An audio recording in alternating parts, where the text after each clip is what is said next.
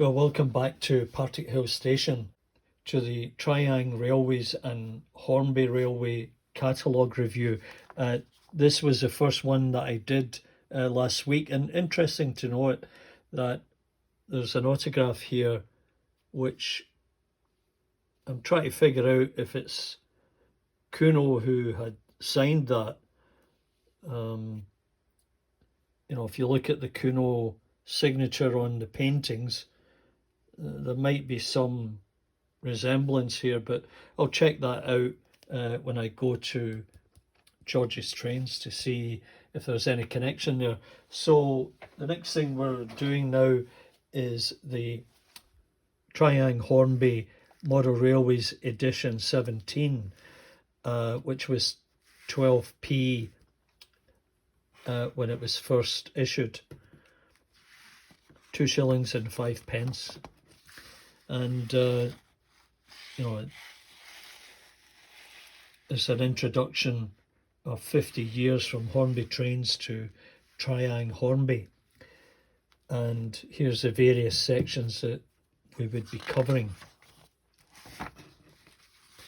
Of course, it includes all the various railways that were in existence prior to the formation of British Railways.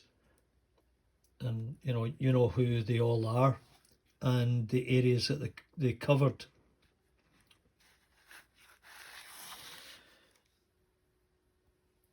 And the Evening Star, a beautiful model, you know, with all the piping fitted. Looks tremendous. And a King George VI, which I do have. It's got magnehesion, but you know, I was watching Double O Bill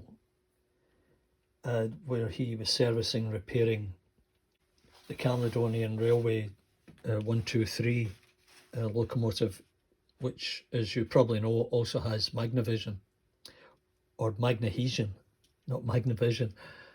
Slip of the tongue. Anyway, Bill opted to remove the magnets, and as a result it contributed to better running. And as I said, I wish I had seen that service video before I sold mine. I think I sold it for about $175 at the show.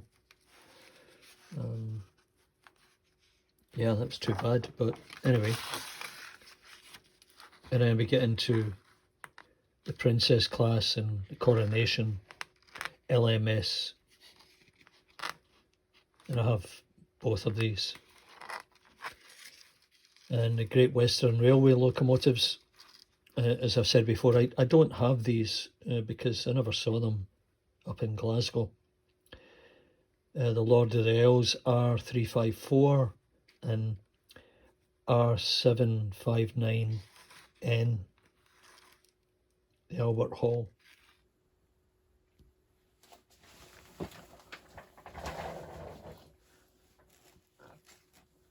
So yeah, they are nice locomotives all round.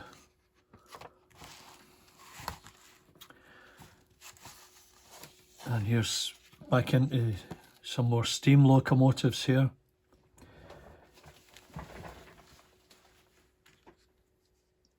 The R52S tank 3F and the 3MT. And then we get the Britannia in BR green. It's got the exhaust steam sound.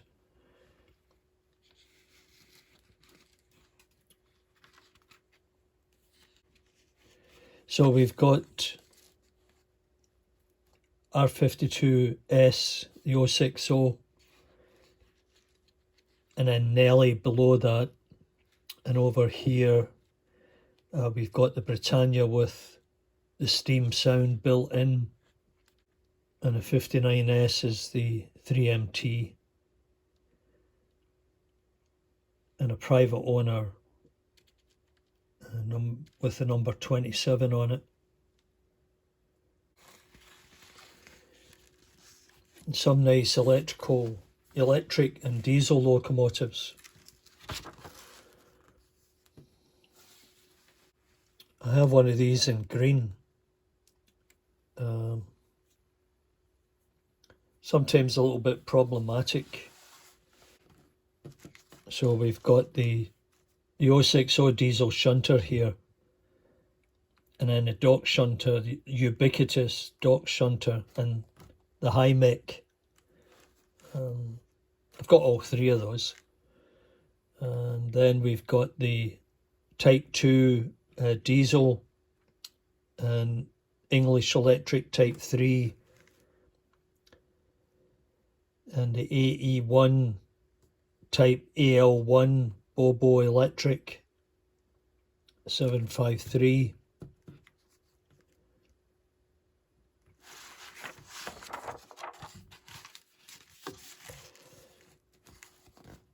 Now, I've never been able to find any of these. One guy had them, but he wanted $60 for the one set, and I just thought that was a bit too much. This makes up a nice set. I can put that together, and I have a few of these. Not a complete set, but I've got a couple of power cars and a couple of dummies. And here's the Triang Ren locomotives, all very nice. I've seen a few of those, very heavy, run really well, expensive if you can get them. And here we have the electric train sets issued that year with the night mail set.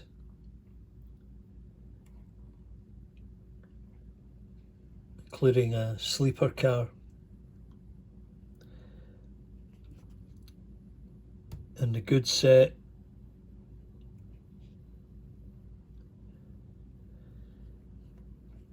The express passenger set and the Flying Scotsman set. And of course the Southern RS 607, the local passenger set. I've got some of these as well, they're nice.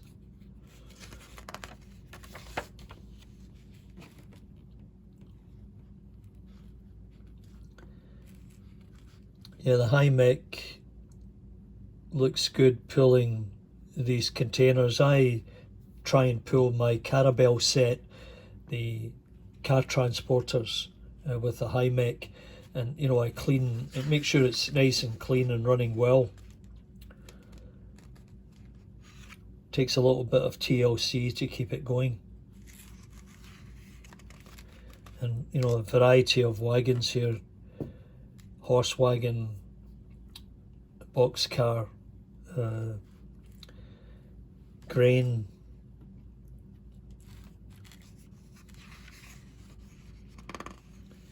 Nice little starter sets. And then of course you get into the toy train sets. I didn't have any of those, but I did have a clockwork one. Now, I've been on the lookout for one of these to make up that set, but I haven't been able to find it at a reasonable price. And I've got a couple of these, so I can run, see if we can find it. Well, I can run that one.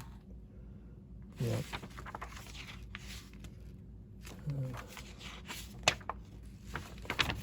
Yep.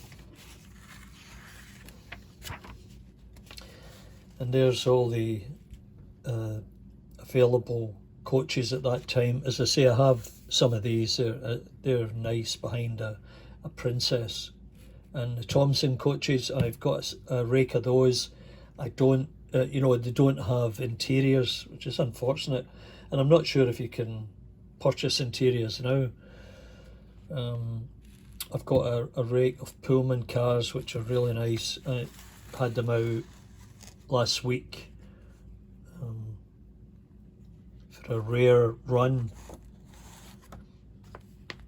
Might do that again shortly. Southern Region coaches, green. Yeah, they're nice. I don't have them, as I said, nor do I have these GWRs.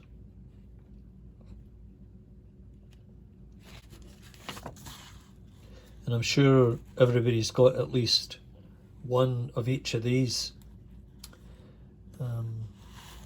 whether it be an oil tank or grain tanker. I've got a whole set of grain tankers, can run a couple of trains. And here's the car transporter, which was issued as the Carabelle set with an 060 to pull them. And I've mentioned this one. I have that 100-ton oil tank wagon, but BOC, complete with the ladders at either end. I have that. And there's a crane breakdown set. Now, I have a complete set of that in the box, never been out. Not really sure what I should do with it. It's a nice set though. And there's the containers. They all look very good for the Freightliner sets. The Triang Wren private owner wagons. I don't think I have any of those. I may have a guards van, but that's about it. And the action models, no, I never did have any of those. But when you're a kid, you like everything. Now here's the station sets and buildings. Now, I must admit, I have this set here, or similar, the one with the stone building. My mother-in-law was good enough to get me that set for a Christmas one year. So I've got that on my layout at the moment. I don't have the canopies all up yet because I haven't fixed the track, and I do have 4 canopies. And then we get into the track, the various radii that you can get, and the complex point sets that you can set up to have loops or storage. There's a great set. You've probably seen that set on the Hornby, Triang Hornby TV commercials. I loved seeing them, and dreamt of having all of it. And of course there's more of the track. System 6 and Super 4, I think I have some of that somewhere in a box. I'll never use it. And there's some simple layouts and accessories. I 3D printed some buffers. They look quite good. Painted them up.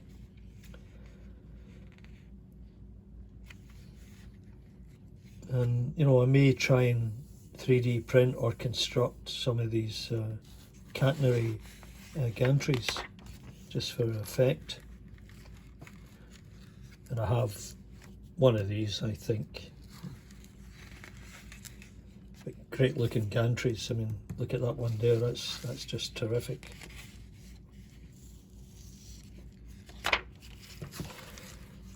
And yet, the suspension bridge, I would love to have had one of those, but I just don't have the space for it. It's just not possible. Yeah, it just takes up too much space for the size of layout that I've got. I wouldn't be able to get the trains up to that level. It'd be too steep.